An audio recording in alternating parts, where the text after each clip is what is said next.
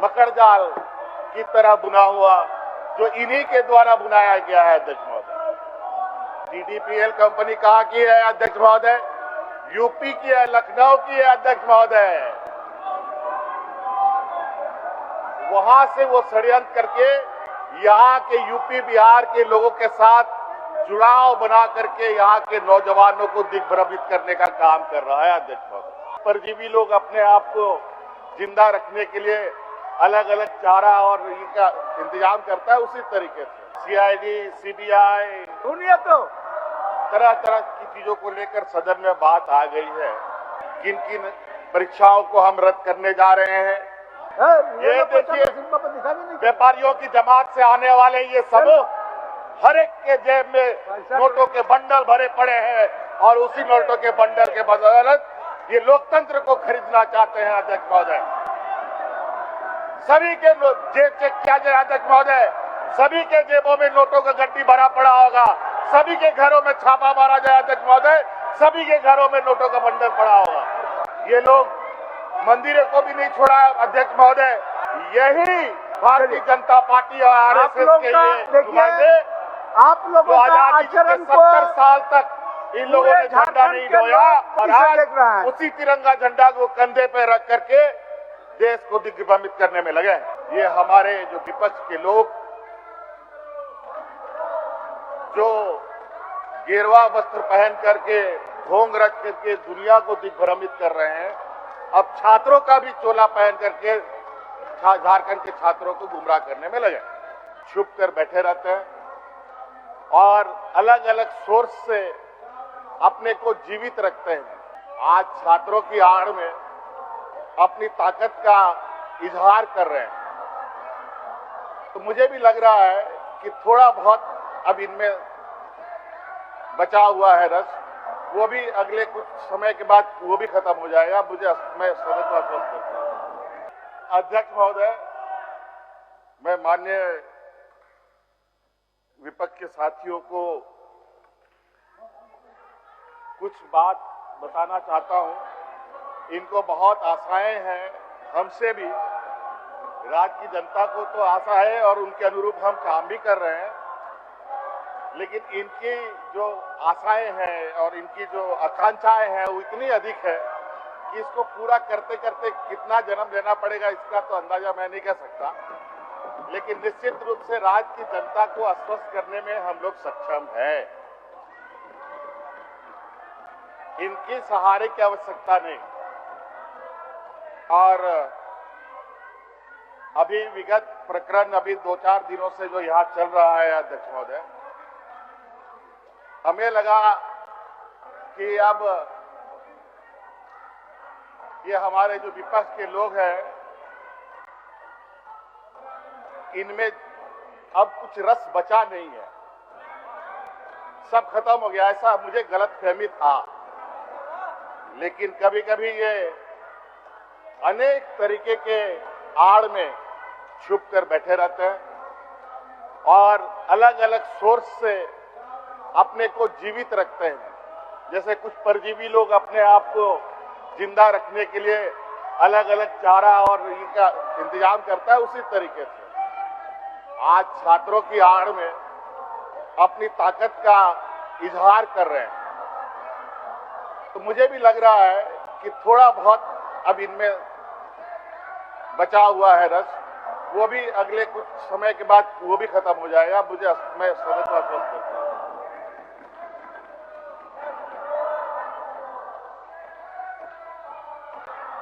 अध्यक्ष महोदय। सरकार की मंशा जेपीएससी से जुड़े विषय डीडीपीएल के द्वारा लिया गया एग्जाम के संदर्भ में आप लोग छात्र के हित में बात रखे नहीं और बात कर रहे हैं तो सुन भी नहीं रहे, कम से कम सुनिए तो। सीआईडी, सीबीआई, सुनिए तो तरह तरह की चीजों को लेकर सदन में बात आ गई है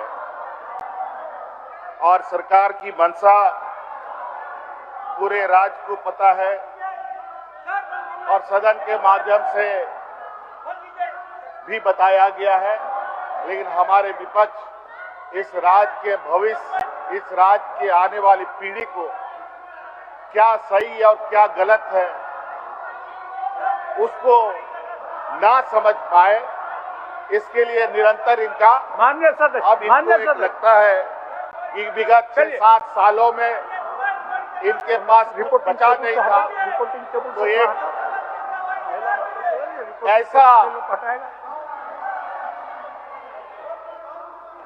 दौड़ पर ये दौड़ चले हैं जहां फिर से इनको खाली हाथ ही हासिल होगा।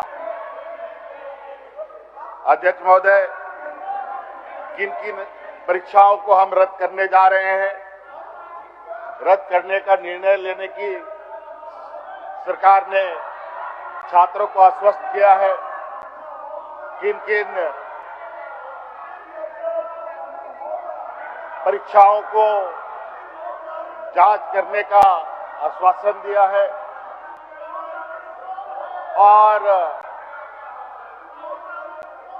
ये सारी चीजें बड़ा ही मकड़जाल की तरह बुना हुआ जो इन्हीं के द्वारा बुनाया गया है। अध्यक्ष महोदय, TDPL कंपनी कहाँ की है अध्यक्ष महोदय? यूपी की है, लखनऊ की है अध्यक्ष महोदय। वहां से वो षड्यंत्र करके यहाँ के यूपी बिहार के लोगों के साथ जुड़ाव बना करके यहाँ के नौजवानों को दिग्भ्रमित करने का काम कर रहा है। अध्यक्ष महोदय, अध्यक्ष महोदय, मुझे लगता है कि जो सरकार ने निर्णय लिए हैं अध्यक्ष महोदय, रिफॉर्म्स का रद्द करने को लेकर और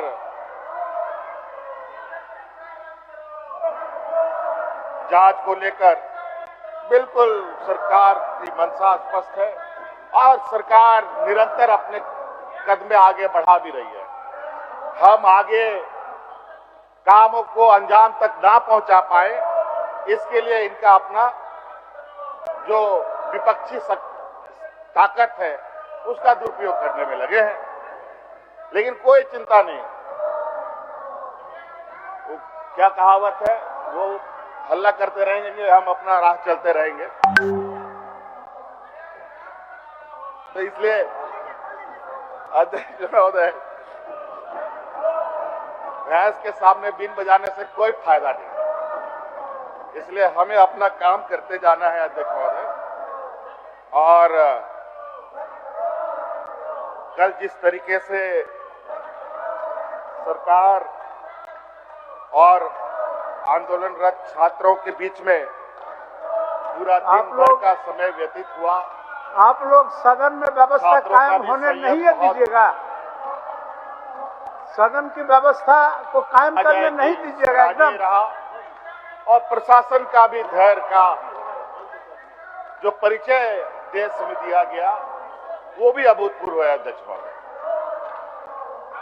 जहां 12 महीना 144 लागू रहता हो, संवेदनशील स्थान माना जाता हो, चाहे लोकसभा हो, चाहे वो राज्यसभा हो, चाहे वो विधानसभा हो, चाहे वो विधान परिषद हो, उसके एक सीमित दायरे तक कोई नहीं आ सकता। लेकिन ये हमारे जो विपक्ष के लोग जो गेरुआ वस्त्र पहन करके ढोंग रच करके दुनिया को दिग्भ्रमित कर रहे हैं, अब छात्रों का भी चोला पहन करके झारखंड के छात्रों को गुमराह करने में लगे। लेकिन कोई बात नहीं, वो भी परत दर परत हम हटाते रहेंगे, ये हमारा संकल्प। और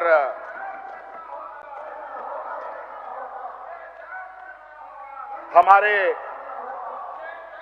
अध्यक्ष महोदय, हमारे साथ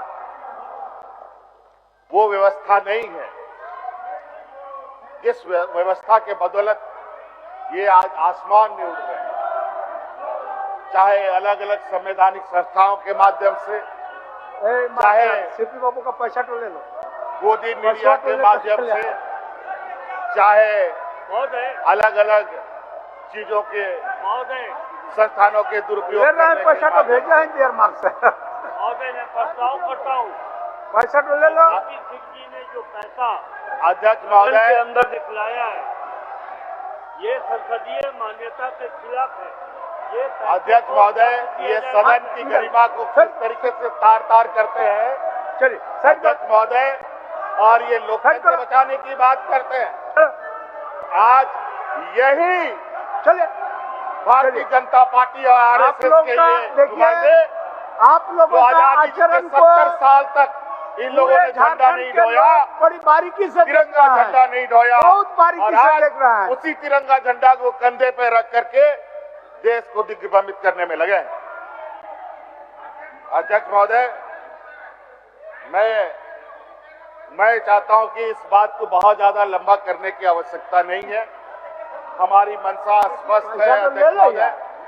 ये देखिए, व्यापारियों की जमात से आने वाले ये समूह हर एक के जेब में नोटों के बंडल भरे पड़े हैं, और उसी नोटों के बंडल के बदौलत ये लोकतंत्र को खरीदना चाहते हैं अध्यक्ष महोदय।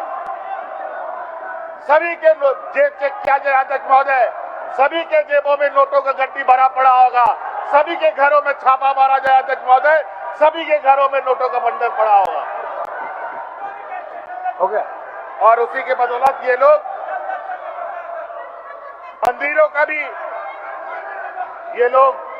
मंदिरों को भी नहीं छोड़ा अध्यक्ष महोदय। अध्यक्ष महोदय, हम लोगों ने चौथी जेपीएससी बैकलॉग 23-25 माननीय सदस्यगण, माननीय सदस्यगण, एफआरओ मैं 11-13 जेपीएससी और एबीपी, ये सभी परीक्षाएं पीटी मेंस हो चुके हैं, कानूनी प्रक्रिया के तहत आ चुका है अध्यक्ष महोदय। आप लोग और टीडीपी के द्वारा जो भी परीक्षाएं हुई है उन सभी का जांच हम कराने के लिए तैयार है, और जांच चल भी रही है, और हम आश्वस्त हमने भी बच्चों को किया है। आप लोग, लेकिन ये लोग माने तब ना। आप लोग सदन नहीं चलने देने का मन बना के आया है, फास्ट ट्रैक, इसलिए बहुत ही दुखी मन से और बहुत ही भारी मन से अपना ECIR भी दर्ज कर लिया है। तो जनता का जन समस्या है, महोदय, उसको भी आप लोगों ने निराकरण करने नहीं दिया। और इनके जो रिफॉर्म्स के यहाँ तक कि इनके छात्र आंदोलनकारी ने भी ये बात माना है।